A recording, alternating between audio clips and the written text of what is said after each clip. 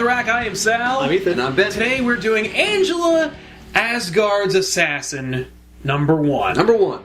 By Karen Gillan and Phil Jimenez on pencils. So, we're finally doing something with Angela, huh?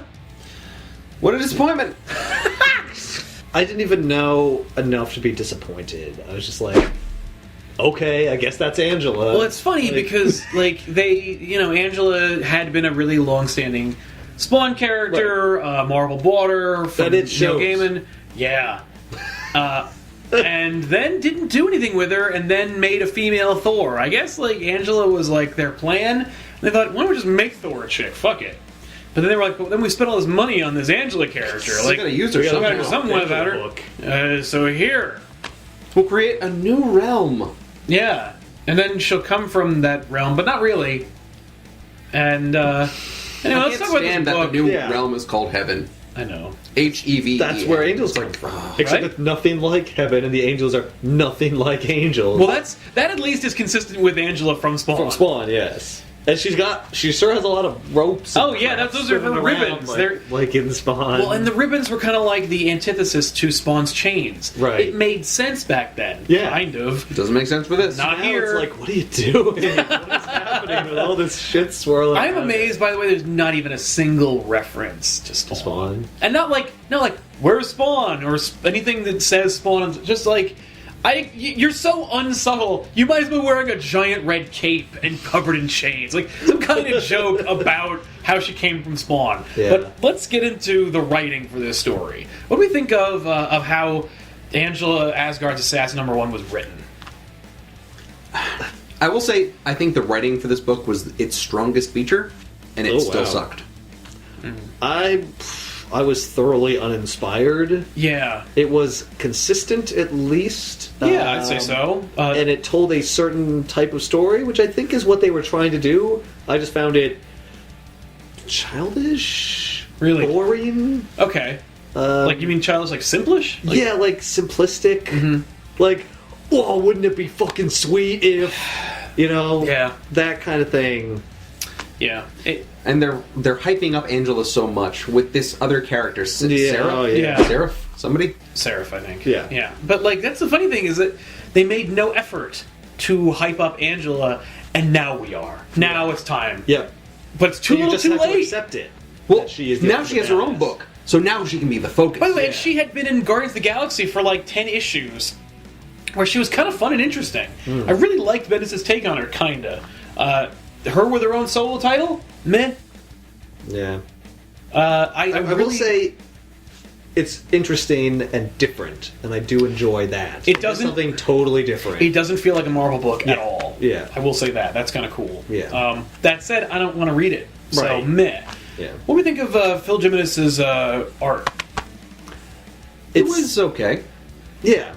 It was very distinct. Yeah. Atmospheric. He's a long-standing comic book artist, and I think he really I'm used to him being very kind of new by the numbers. That's really detailed and very action-oriented. You see? But I've seen it before. Mm-hmm.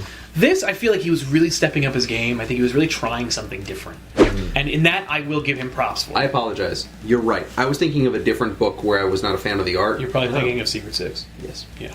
The art was better in this. So, it was not the writing that was the strongest point. The art was definitely the strongest. Really good. Yeah. And the characters are fun, but I really like that fucking horse.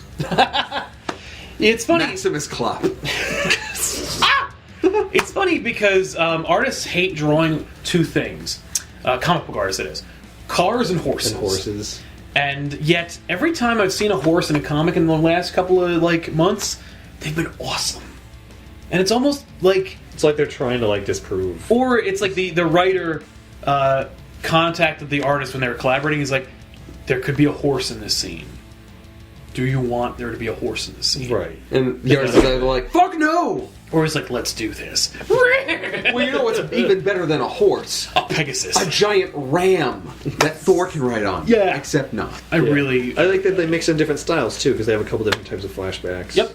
And they have a lot of really interesting pages where they have... A lot of white space. White space, and then people floating in the middle overlapping in interesting kind of ways. Yeah. It's so, you know... The whole layout is really different. And that's why I feel like it really doesn't feel like a mainstream comic. Yeah, definitely not. Which is really kind of cool, and I really am, like, proud of them, if that's not the most arrogant thing to say. That said, Angela is a 90s design, and it really shows, and it kind of makes it feel like this is an old book that's been around for a while. I'm sorry, you mean she wears World of Warcraft armor, where it's, well, if I was a man, I would be entirely clad in plate mail, but as it is, I'm a woman, I have a tiny metal bikini and barely no pants. Yeah.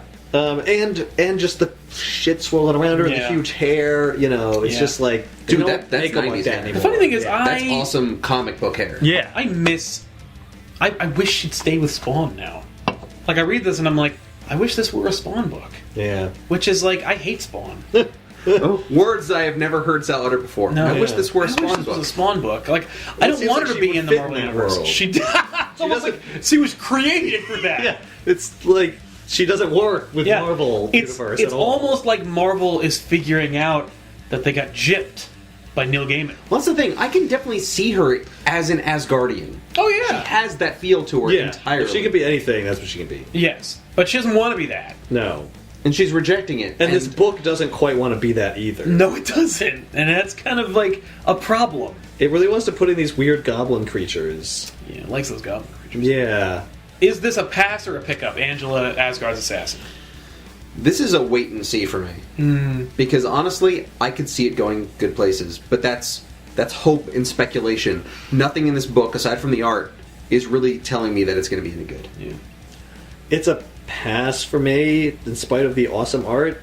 I just am just bored to tears. It was very by what's boring. happening in this book. Yeah. And it just feels like making it. They think it's so cool, and I'm just like, no.